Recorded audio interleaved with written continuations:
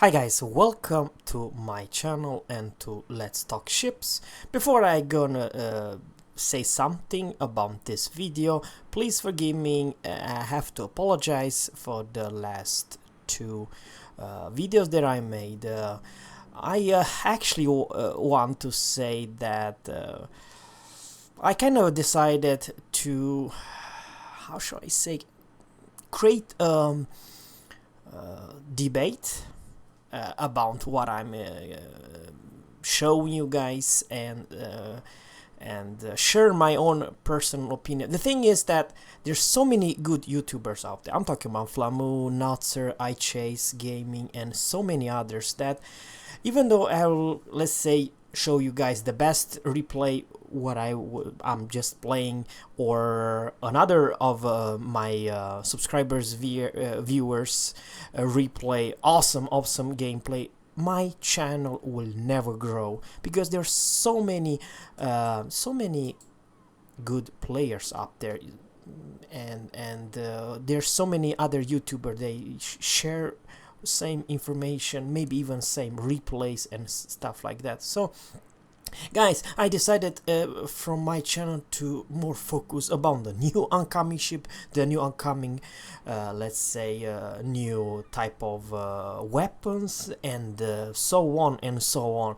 It's my channel will be more like let's talk. I'm not saying that I always will be right. I'm not saying that my opinion is 100% sure, because let's face it, Wargaming can still decide to change some ships and you know, buff, nerf the ships and so on. And even though I apologize today because I kind of did, you know, those two video, the most overpowered ship and the worst battleship in this game, you know, it sounds kind of ridiculous, it's kind of was wrong, but let's face it, to be honest with you, if I would, instead of those two videos, if I would put, let's say, another video my best epic game ever, well, maybe to even the best case scenario 300 or 400 of you guys will watch that replay, right? It is true. I will never reach more than half of my viewers, subscribers. I'm talking about, in the best case, 500 or 600, no matter what replay video I make.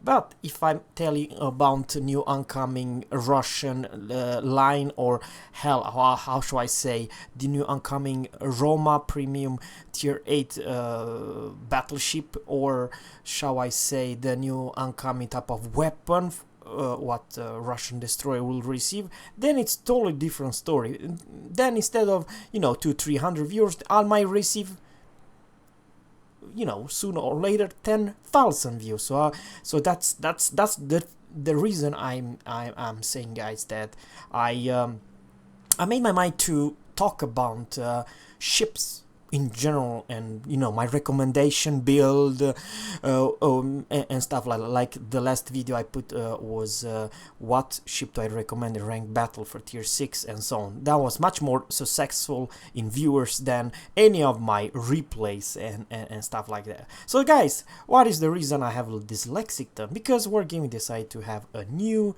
armament for the whole US line, and it will start with USS Enterprise. Now, you already have been seeing maybe iChase Gaming or Notzer's videos about the new armament, and what's so special with them? Well, for first time, this armament, it's actually made for battleships alone, and the thing is that I'm talking about the AP dive bombers. Which basically means that depending on what ship and how good hits you have, one good, I'm now talking one good dive bomber drop can cause you, as a tier 8, 9, 10 battleship, 30,000 up to 45,000 damage, one salvo alone with 2 squads. But of course, that will not be that successful versus destroyer and versus some fast cruiser, because let's face it, even though you have the worst cruiser in this game in AA department, if you like a Japanese, let's say Japanese cruiser still have AA, you can still do like this panic your drop, and then for dive bombers it's not that easier to hit, and especially if you have a good speed and so on. So this armament, this new AP shells, guys, are more or less more for the battleship, especially if they reverse or they are slow, very slow moving ships. They are kind of because I do believe there you do the most damage if you have a good slow target as a battleship. They're big, they're wide, and it's easy to hit them with two dive bomber squads. I do like it, and it's a big change. It's a new change because let's face it. Personally, I do believe that U.S. Aircraft carrier line did not have something special. They are Mach versus Japanese counterpart, and I kind of feel that they need some flavor, and of course it's more or less this AP